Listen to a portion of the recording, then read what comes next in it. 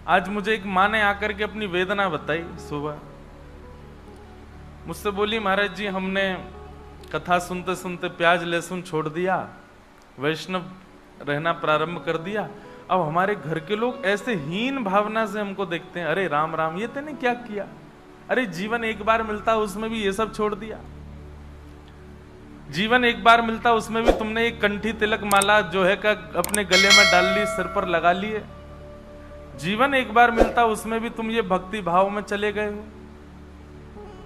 मतलब क्या कहना चाहते हो आप? जीवन एक बार मिले बकरा खाओ, जीवन एक बार मिला है मुर्गा को छोड़ो नहीं, कहीं दिख जाए पकड़ लो शूट करो उसको। जीवन एक बार मिल जाए, अरे मदिरा इतनी बड़ी बड़ी फैक्ट्री बेचारे मेहनत करके लोग बना, पियो उसको। वाह, एक बात सदैव याद रखिएगा, आपके वैष्णव होने पर जो आपके प्रति हीन भावना रखते हैं वो व्यक्ति हीन भावना नहीं रख रहा है, उसके भीतर जो कलयुग बैठा है वो उसको कहता अरे देख ये तो कल्याण कर रहा है अपना, इसको कैसे भी रोक। वो कलयुग जो उसके भीतर बैठा है वो उसको चिढ़ करवाता है और उससे जानबूझ करके ऐसी बातें कहलवाता है जिससे आपको ठेस पहुंचे और आप अपनी वैष्णवता का त्याग करो, क्योंकि कहीं ना कहीं कलयुग उसका काम ही यही है कि कोई भी व्यक्ति अपना उद्धार ना कर पाए। हमने भी जब कथा शुरू की तो कई लोग मेरे पीछे भी पड़े, अरे मैं 18 वर्ष की आयु का था जब मैंने कथा शुरू की और उससे 4-5 वर्ष पहले से अध्ययन प्रारंभ कर दिया था। कई ब्रेन वॉश करने वाले आए जीवन में। एक ज्योतिषी जी आए, उन्होंने मेरी कुंडली देखी। मैं ज्योतिष का बहुत सम्मान करता हूं, ठाकुर जी के नेत्र हैं ज्योतिष, ठाकुर जी के नेत्र हैं, पर ज्योतिष ठाकुर जी के नेत्र हैं इसका मतलब क्या है?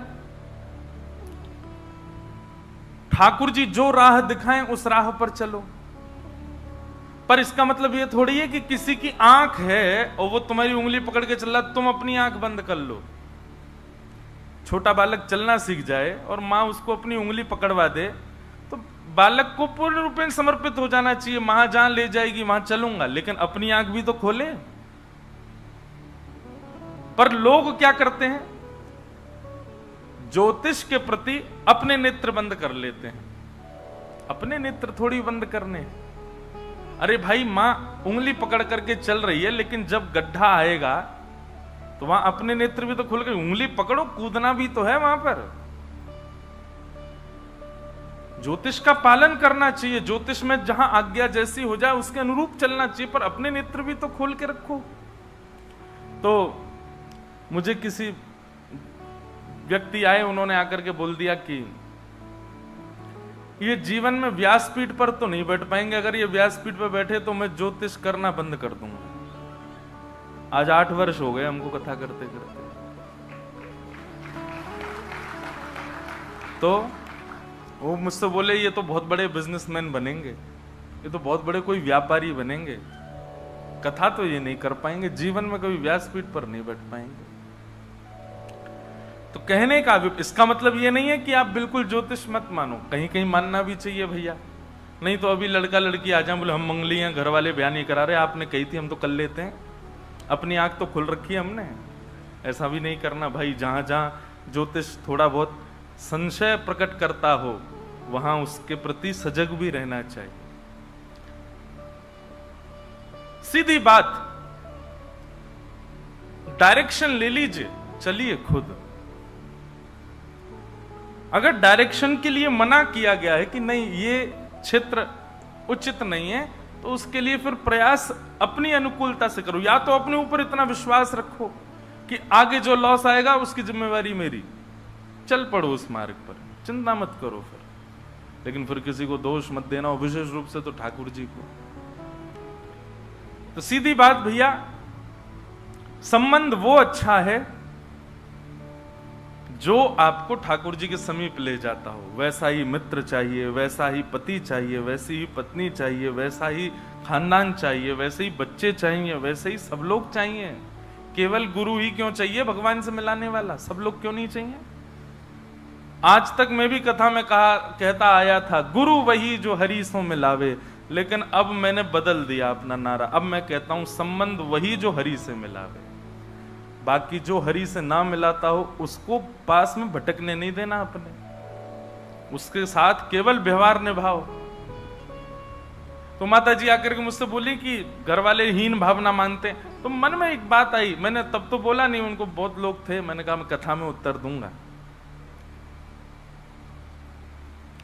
मैं एक बात कहा करता हूं कथा में, कितनी बड़ी विडंबना है। हर व्यक्ति एक व्यक्ति के लिए स्वयं को बदलता है और तभी वो जीवन जी पाता है। कई बार ब्याह के बाद पत्नी पति के लिए बदल जाती है, अधिकतर 90% पत्नी बदलती है, अपने पति के लिए अपनी इच्छाओं को मारती है, अपने पति के लिए, उस परिवार के लिए बहुत कुछ सह लेती है। और कई बार पति भी बदलता है अपनी पत्नी के लिए। बच्चे बदलते हैं अपने माता पिता के लिए, माता पिता अपना चैन खो देते हैं बच्चों के लिए।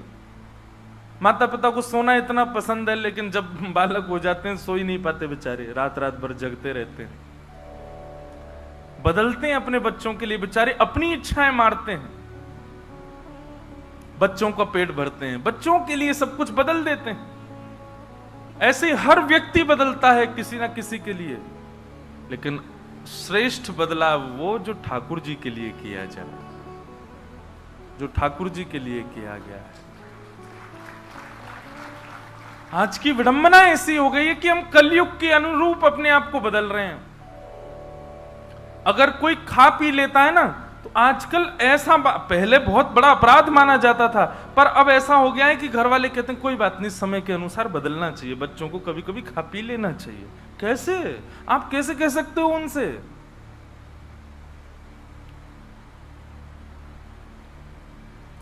वो दिन भी दूर नहीं है, आगामी 100 वर्ष बाद का कलयुग ऐसा भी हो जाएगा, बेटा मर्डर करे, कोई बात नहीं, समय है बेटा, एक आध तो कर देना चाहिए, जीवन में नहीं करोगे कैसे काम चलेगा? अरे तुमने लूटा नहीं उसको तो लूट लेना चाहिए तुमको। जब 100 वर्ष पहले के जीवन में खाना पीना पाप था, अब वो सामान्य होता जा रहा है। अभी आप लोग और मैं, हम इस 4 दीवारी में बैठे, हम लोगों के लिए बहुत बड़ी बात है, पर आप कॉर्पोरेट में जाकर के देखो, वहां तो बिल्कुल बड़ी बात नहीं है। वहां तो उसके लिए बुरा माना जाता है जो ये सब नहीं करता। कितना खतरनाक समय आने वाला है। बहुत बढ़िया समय में निपट जाएंगे हम आप सब लोग, क्योंकि इसके बाद का कलयुग बहुत खतरनाक होने वाला है, बहुत ही खतरनाक होगा।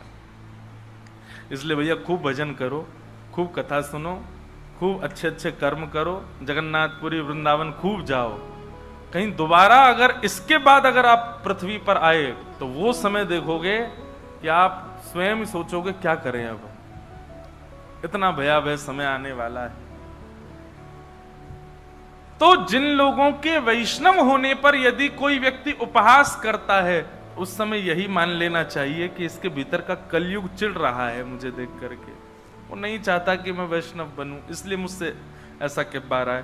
पर आपका नियम होना चाहिए, अपने उस कर्तव्य का त्याग मत करो। आप नहीं खाते प्याज लहसुन तो भूखे मर जाना, लेकिन खाना नहीं। अगर आप नहीं पान करते तो चाहे जीव कटवानी पड़ जाए, लेकिन करना नहीं। कैसे कैसे वैष्णव, हमारे गौड़िया वैष्णव संप्रदाय के भी कैसे ऐसे वैष्णव हुए। मुगलों ने खूब कौड़े बरसाए, लेकिन ठाकुर जी का नाम गाना नहीं छोड़ा। बोले प्राण त्याग देंगे लेकिन ठाकुर जी को नहीं छोड़ सकते हम। सदन कसाई नाम सुना है? श्री जगन्नाथ महाप्रभु के भक्त श्री सदन कसाई। सदन कसाई जो थे वो मांस बेचते थे, यही उनका काम था। एक बार ऐसे तराजू में तोलते थे मांस को, तो जब मांस का विक्रय कर रहे थे तो उनको पता नहीं चला, वो भार की जगह शालिग्राम जी को रखते थे। लेकिन कीर्तन उनको बड़ा प्रिय था, कीर्तन करते हुए मांस बेचते थे। बताओ, ऐसा उनका स्वरूप। एक बार एक महात्मा वहां से निकल रहे थे, तो महात्मा ने जैसे ही देखा, वो तो देखते ही पहचान गए, मुंह पे कपड़ा रख करके जा रहे थे तो देखा कि ये तो शालिग्राम जी हैं। तुरंत, अरे तुम क्या कर रहे हो, बहुत बड़ा पाप है ये तो, साक्षात शालिग्राम जी हैं। उसने कहा महाराज मुझसे गलती होगी, मुझे तो पहचान है नहीं। बोले लाओ इनको मुझको दो। शालिग्राम जी ले लिए महाराज, जाकर के शुद्ध नदियों के जल से स्नान कराया, पंचामृत स्नान कराया, इत्र लगाया, चंदन लगा करके चांदी के सिंहासन पर बैठा के माला पधरा दी, ठाकुर जी का कीर्तन, बढ़िया खीर बना के भोग लगाई और खूब रोए महात्मा। बोले कि नाथ आप भी कहां के कसाई के यहां बैठे थे, अब आप विराजो, प्रेम से रतन सिंहासन पर विराजो।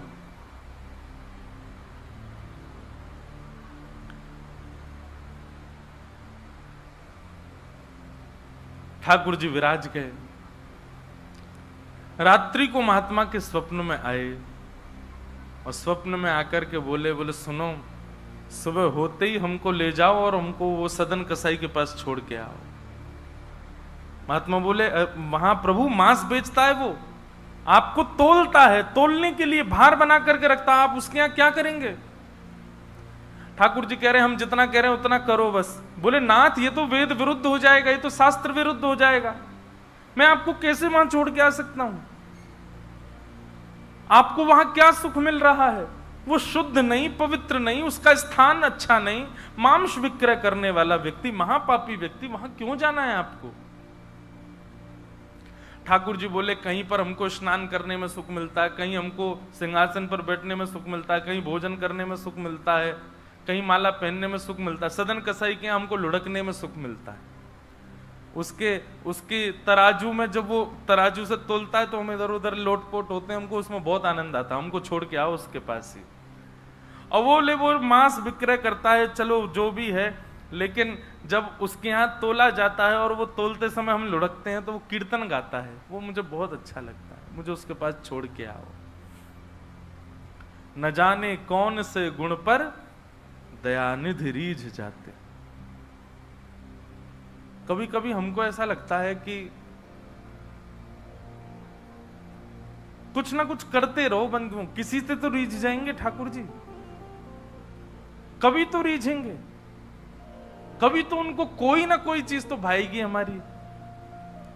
इसलिए आशा मत छोड़ो, लगे रहो, कुछ ना कुछ करते रहो। पर एक बात, चतुराई से नहीं, जान करके नहीं, बिना जाने भोले बनकर, सहज बनकर के करते रहो। ना जाने किस भाव से रीझ जाए। सदन कसाई के पास महात्मा वापस आ गए और आकर के शालिग्राम जी देने, सदन कसाई बोलो नाथ यहां क्यों ले आए इनको दोबारा, यहां तो मांस बिकता हूं मैं, बहुत गंदा स्थान है ये। बोले धरो इनको अपने पास ही। ठाकुर जी रात में स्वप्न में आकर के कह के गए कि उनको तुम्हारे संग ही रहना है। मुझे कथा पढ़ते समय लग रहा था सदन कसाई की क्या स्थिति हुई होगी जब महात्मा ने कहा कि ठाकुर जी ने स्वप्न में आके कहा कि उनको तुम्हारे पास ही रहना है। हाथ पांव कांपने लगे, नेत्रों से अश्रुधार गिरने लगे सदन कसाई के। मन में विचार करते हुए कहता है कि मैं इतना पापी, इतना गंदा इंसान, और ये ठाकुर जी मुझसे मिलने के लिए मेरे पास चले आए। मैं इनके लिए इतना भी नहीं कर सकता कि ये दूषित काम ना करूं। ज्यादा से ज्यादा क्या होगा, भोजन ही तो नहीं मिलेगा मुझे, धन ही तो नहीं कमाऊंगा, लेकिन इससे बड़ा और धन क्या चाहिए कि ठाकुर जी मेरे से मिलने के लिए व्याकुल हो रहे हैं। उसी समय सदन कसाई ने अपनी दुकान बेच दी, सब काम बंद कर दिए और बस अपने ठाकुर जी के लिए जीवन जीने लगा। आप मुझसे मिलने के लिए तड़प रहे थे नाथ, अब मैं तड़पूंगा आपसे मिलने के लिए, मैं आऊंगा आपसे मिलने के लिए। और निकल पड़े सदन कसाई जगन्नाथपुरी की ओर। पूछा लोगों से कहां है पुरी, लोगों ने दिशा बता दी। बोले वहीं विराज रहे हैं जगत के नाथ, वहीं विराज रहे हैं साक्षात नंदन नंदन। एक बात बताएं बंधुओं, सतयुग, त्रेता, द्वापर, कलयुग, 4 युग हैं। सतयुग के पूज्य ठाकुर जी, अर्चनीय ठाकुर जी हैं श्री बद्रीनाथ भगवान। सतयुग के जितने भी लोग हैं उनकी मनोकामना पूर्ति हो, उनकी सिद्धि पूर्ति हो, उनकी अर्चना का केंद्र हो, उनकी साधना का केंद्र वो बद्रीनाथ ही है। इसलिए बद्रीनाथ जब जाते हैं तो वहां हमको सामान्य कलयुगी व्यक्ति वहां रुक नहीं पाता ज्यादा दिन। एक प्रैक्टिकल है, अगर आप बद्रीनाथ में ज्यादा टिक नहीं पा रहे हो तो इसका मतलब है कि आप पूर्ण रूपेण कलयुग ने आपको जकड़ रखा है। वो लोग बुरा ना माने जो लोग बेचारे नहीं रुक पाते वहां पे, भले चाहे कुछ हो, ऑक्सीजन कम हो जाएगी, ब्लड प्रेशर हाई हो जाएगा, सांस नहीं आएगी।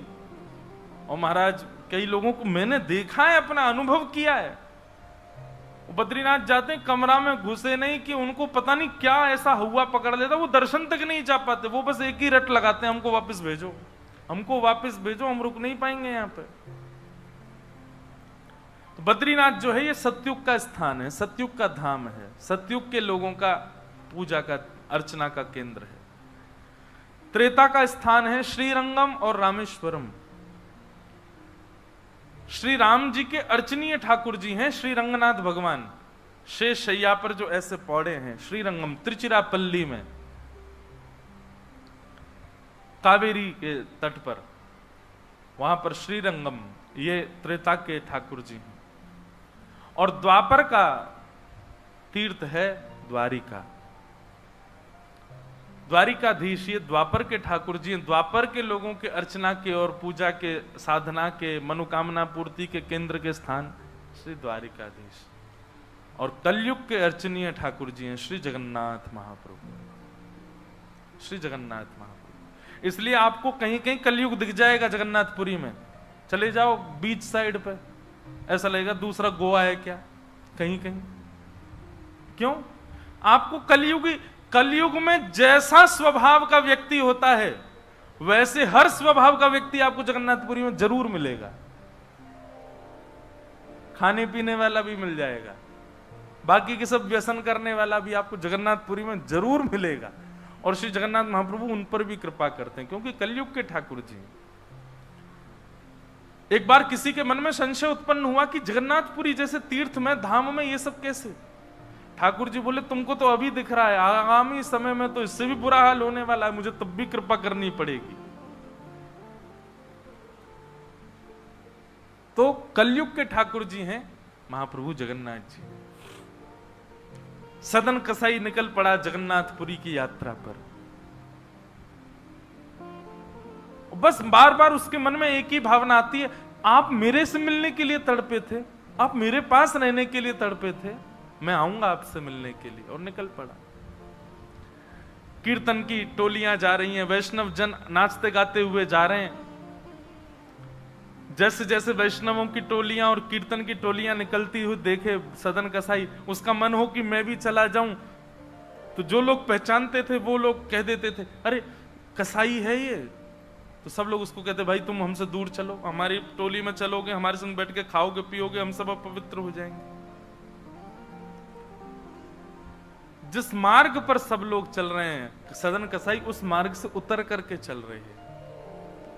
कहीं मैं इस मार्ग पर चलूंगा, मेरे चलने से मार्ग अपवित्र हो जाएगा। और स्मरण कर रहे हैं महाप्रभु श्री जगन्नाथ जी का।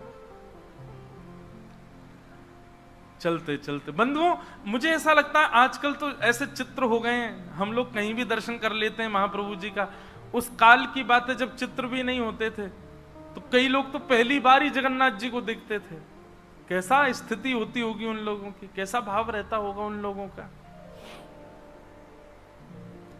सदन कसाई चलते जा रहे हैं, एक मार्ग से उतर करके चल रहे हैं, निष्ठुर मार्ग पर चल रहे हैं, और बस स्मरण कर रहे हैं श्री जगन्नाथ महाप्रभु का। चलते चलते चलते एक नगर में पहुंचे, रात्रि का समय हो गया, शाम का समय हो गया।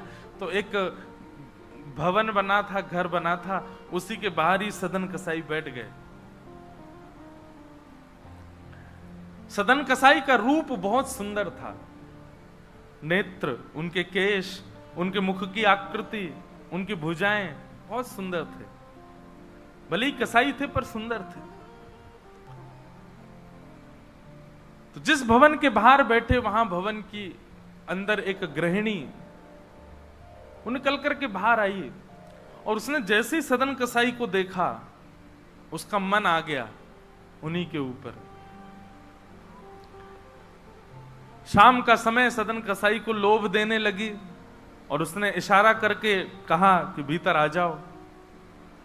सदन कसाई ने उसकी ओर देखा और उनके मन में तो बस जगन्नाथ जी बैठे हैं, कोई ऐसा भाव तो दूषित था नहीं। उन्होंने इशारा कर दिया, कुछ इशारा किया और उस इशारे को उस कन्या ने, उस महिला ने ऐसा समझा कि मानो ये कहना चाह रहे हैं कि तुम भीतर जाके पहले अपने पति का वध करो, तब मैं रहूंगा तुम्हारे साथ। और बंधुओं एक बात बताएं, विषय जब माथे पर बहुत तीव्रता से चढ़ता है ना, वासना जब बहुत तीव्र चढ़ जाती है, तो व्यक्ति ये भी विचार नहीं करता मैं क्या कर रहा हूं। वो कितनी भी कथाएं सुन रहा हो, कितनी भी कथाओं में जा रहा हो, पर विषय जब उसके हृदय में होता है तो वो बिल्कुल विवेक शून्य हो जाता है।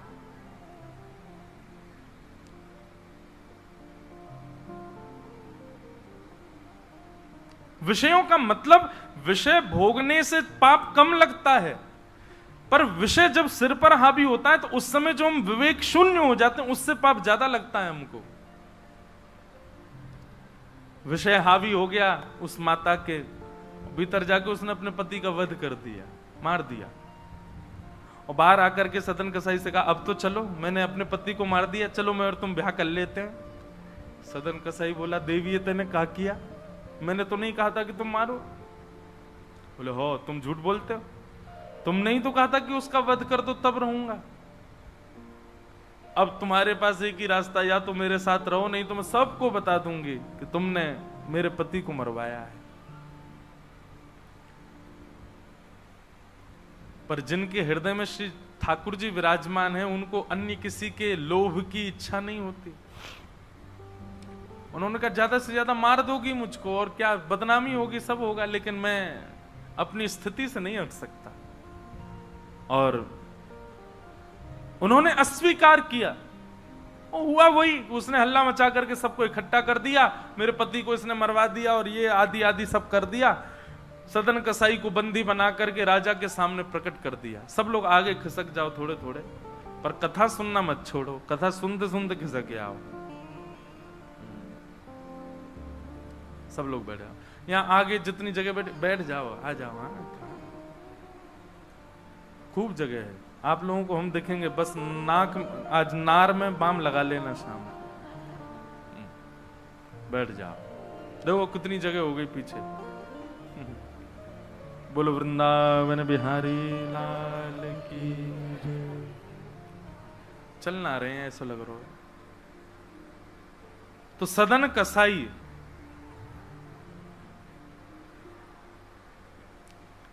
उसने, देखो ये बात करने को किसने कहा आपसे? आपस में बात नहीं करो, इधर देखो सब लोग, कथा सुनो, बस खिसक के बैठ जाओ चुपचाप। श्री जगन्नाथ महाप्रभु की। तो सदन कसाई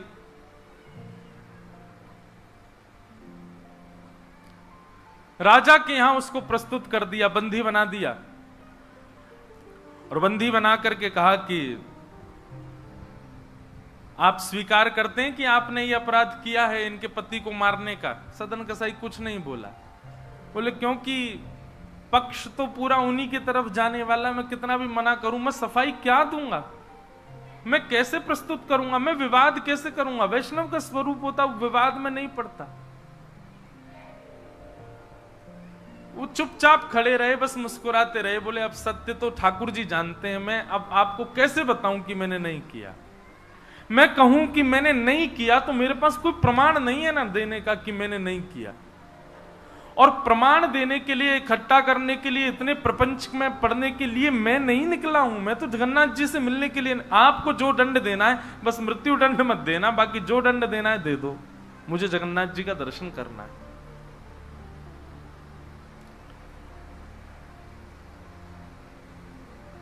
राजा ने सदन कसाई की बात तो मानी कि मृत्यु दंड तो नहीं दिया, पर कहा कि जिन हाथों से तुमने उस व्यक्ति का वध किया, उन हाथों को हम काट देंगे। सदन कसाई बोले, मैंने एक बार एक कथा में सुना है कि श्री जगन्नाथ जी की भी भुजा नहीं है, लो काट दो। जैसे मेरे स्वामी वैसा मैं, और अपनी दोनों भुजाएं आगे कर दी। मेरे स्वामी भी तो ऐसे ही रहते हैं। अच्छा, एक बार की बात है, गोस्वामी तुलसीदास जी दर्शन करने गए जगन्नाथ जी का, और जैसे ही जगन्नाथ जी को देखा तुरंत नेत्र बंद कर लिए। बोले राम राम राम राम जी, मैंने क्या देख लिया। तुरंत बाहर निकल करके आए, भागे मंदिर से दूर। किसी ने रोका, बोले क्या हो गया गोस्वामी जी? बोले ये मेरे ठाकुर जी हैं ही नहीं। कैसे ठाकुर जी? इनकी तो आंख पिघल गई, मुख पिघल गया, हाथ पिघल गए, पैर है नहीं, ये मेरे ठाकुर जी कैसे? मैं तो अभी रात में तो कहीं नहीं जा सकता, पर सुबह होते ही चला जाऊंगा, मैं जीवन में कभी नहीं आऊंगा। इतने ज्यादा भयभीत हो गए। रात्रि में गोस्वामी जी जैसे ही सोए तो महाप्रभु जगन्नाथ जी उनके स्वप्न में आए, धनुष बाण हाथ में लेकर के राघवेंद्र सरकार प्रकट हो गए। बोले भगवान, ये मैंने आपका कैसा दर्शन किया? आपकी भुजा नहीं है, आपके चरण नहीं है, आपके कान नहीं है, आपका मुख पिघला हुआ, नेत्र ऐसे बड़े बड़े, ये ऐसा रूप क्यों है आपका? बोले तुम्हारी वजह से है। गोस्वामी जी बोले मेरी वजह से? बोले हाँ, तुमने मानस जी में लिखा है,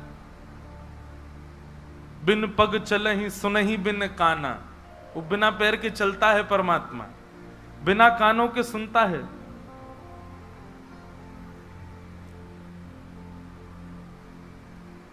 निज कृत कर्म करहु विधि नाना। बिना हस्त कमल के कई सारे काम कर देता है। अब आपके पास दो ही तरीके हैं, या तो हमारे इस रूप को स्वीकार करो, नहीं तो चौपाई को जाके मिटा दो मानस जी से। तब गोस्वामी जी को भेद पता चला। जय हो भगवान, क्षमा करो मुझे, मैं तो आपके रूप को जान ही नहीं पाया। तो अगले दिन दर्शन करने गए, तब वही रूप, बिन पग चलहि, बिना पैर के चलते हैं। और ऐसे कोई दुनिया का ठाकुर नहीं चलता जैसे जगन्नाथ जी चलते हैं।